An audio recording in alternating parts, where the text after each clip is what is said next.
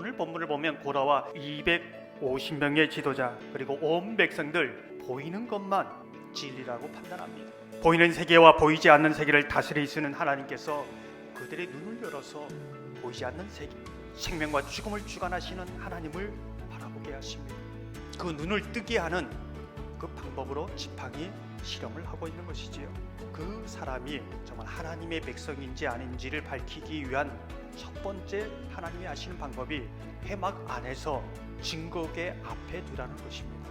교회 안에서 그가 어떻게 예배 드리고 있는가, 어떻게 말씀을 듣고 있는가, 어떤 태도로 하나님을 나아가고 있는가, 그것을 보라는 것입니다. 정말 하나님 앞에 예배 드리고 있는가, 아니면 자리만 채우기 위해서 앉아 있는가, 아니면 의무로 그냥 앉아 있는가, 예배 가운데 정말로 하나님과의 만남이 있는가, 말씀을 통해서 하나님의 음성을 듣고 있는가, 하나님의 은혜를 경험하고 있는가, 그 진리를 보면 알 수 있다는 것이죠. 내가 예수 믿는 사람인가, 예수의 생명이 있는 사람인가, 이 진리가 여기에 달려있다는 것입니다. 그렇다면 예배 가운데 하나님의 말씀을 통해 하나님을 만나는 사람, 그것을 어떻게 알 수 있을까요? 어떤 증거가 나옵니까? 마른 지팡이에 싹이 나고 순이 납니다. 꽃이 핍니다. 열매가 맺히는 것이지요. 진정으로 그리스도인은 어떤 사람인가? 하나님의 말씀을 듣고 하나님을 만나는 사람이요, 하나님의 만난 사람은 그 인생에 분명한 변화가 있는데 그 변화는 그 안에 예수의 생명이 있기 때문이라는 것이죠. 우리가 짚고 넘어갈 부분이 마른 지팡이 12개의 그 지팡이 위에 이름이 새겨져 있습니다. 하지만 11개의 지팡이는 죽은 지팡이입니다. 회막 안에 있습니다. 언약궤 앞에 말씀을 듣고 있습니다. 그렇지만 아무 변화가 없습니다.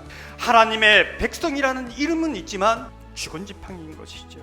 그리스도인의 이름은 있지만, 말씀은 듣고 있지만, 예배는 듣고 있지만 전혀 예수의 생명이 없는 그런 사람일 수도 있다는 것이죠. 중요한 사실은 지팡이에 새겨진 이름이 무엇인가, 그들이 가장 붙잡고 있는, 가장 의지하고 있는 그 이름이 그 지팡이에 새겨져 있는 것이죠. 사람들마다 자신이 의지하고 믿고 붙들고 있는 그 이름을 자신의 가장 대표 이름으로 자기 이마에 새기고 다닙니다. 우리는 볼 수 없지만 하나님께서는 그 사람이 정말 무엇을 의지하고 있는가, 무엇을 정말 붙들고 있는가, 그 이름, 그 이마에 그 이름을 적고 있다는 것입니다. 우리가 물어야 할 것은 그 이마에 있는 이름이 정말 예수의 이름인가, 아니면 죽은 이름인가, 그것을 물어야 한다는 것이죠. 예수를 의지하고 예수의 생명이 있고 예수의 소망을 두는 사람은 그 이마에 예수의 이름이 새겨진 사람입니다. 여러분에게는 어떤 이름이 새겨져 있습니까? 산 이름입니까? 죽은 이름입니까? 오늘 본문을 보면 예수의 생명을 가진 사람은 계속 성장한다는 것이죠. 꽃이 떨어지는 그러한 인생의 긴 겨울, 긴 고난을 경험하기도 합니다. 하지만 예수의 생명을 가진 사람은 꽃이 떨어지면 그 자리에서 열매가 맺힙니다. 아니, 열매가 맺힐 것을 믿는 사람들이지요. 우리 인생은 마른 지팡이 같다는 것이죠. 아무런 꿈도 꿀 수 없고 아무런 소망도 없습니다. 하지만 마른 지팡이와 같은 우리 심령에 예수의 영이 들어오고 예수의 생명을 주심으로 소망의 순을 냅니다. 소망의 꽃을 핍니다. 소망의 열매를 맺는 것이지. 이것이 우리 인생의 부활의 역사요, 부활의 능력이라는 것입니다. 우리가 눈여겨보게 되는 것은 살구 열매가 맺었다, 이렇게 이제 성경은 분명하게 말해주고 있습니다. 살구나무는 히브리어로 샤케드, 깨어나다, 내가 한 말을 이루려고 늘 나는 깨어있다, 이제 이런 뜻입니다. 동일한 발음으로 샤케드는 하나님께서 지켜주신다라는 뜻을 가지고 있습니다. 살구나무는 긴 겨울 한가운데서도 가장 먼저 깨어나 봄을 알리는 나무입니다. 끝날 것 같지 않은 그 고난 속에서도 전혀 봄을 기대할 수 없는 그런 상황 속에서도 겨울은 끝날 것이다, 봄은 반드시 올 것이다, 그것을 알고 믿는 사람들입니다. 죽음 가운데서도 생명의 역사, 고난 가운데서도 부활의 역사를 반드시 믿는 사람들이라는 것이죠. 하나님께서는 아무리 겨울이 깊어도, 아무리 상황이 절망스러워도, 아무리 인생의 밤이 깊어도 하나님의 말씀으로 우리 영혼을 깨우십니다. 우리 영혼에 소망을 주시는 것이죠. 그것을 알고 믿는 자, 그 사람이 예수의 생명을 가진 자입니다. 어떤 상황 속에서도 소망을 잃지 않는 것이죠.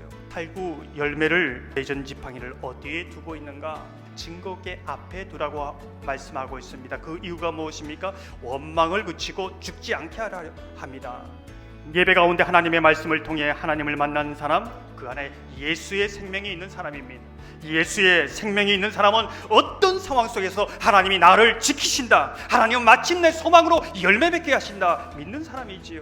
그 사람은 말씀 안에 늘 머무는 사람, 말씀을 생명줄처럼 붙드는 사람, 원망을 내려놓고 소망을 말하는 사람, 그런 사람이지요.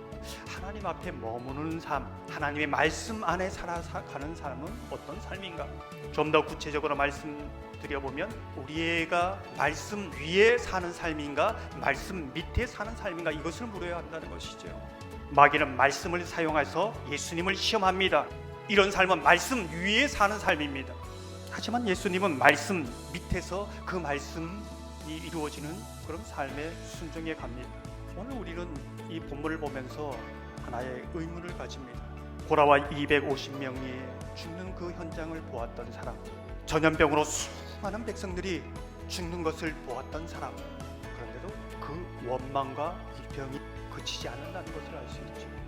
그런데 우리가 놀라는 것은 이 아론의 쌍난 지팡이 사건을 보고 이스라엘 백성들의 태도가 완전히 바뀝니다. 회개합니다. 이유가 무엇일까요?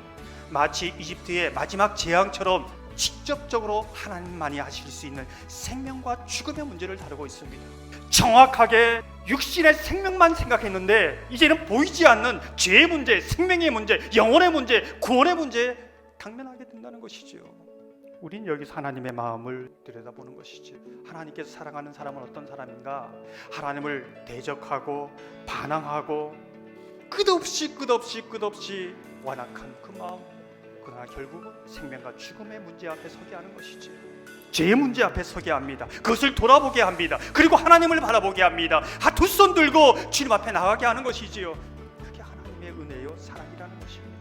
저와 여러분이 하나님의 말씀을 통해 하나님을 만나고 예수의 생명이 있는 하나님의 사람들, 보이지 않는 세계를 하나님께서 눈을 열어 보게 하시는 그러한 하나님의 사람들 다 되시기를 바랍니다.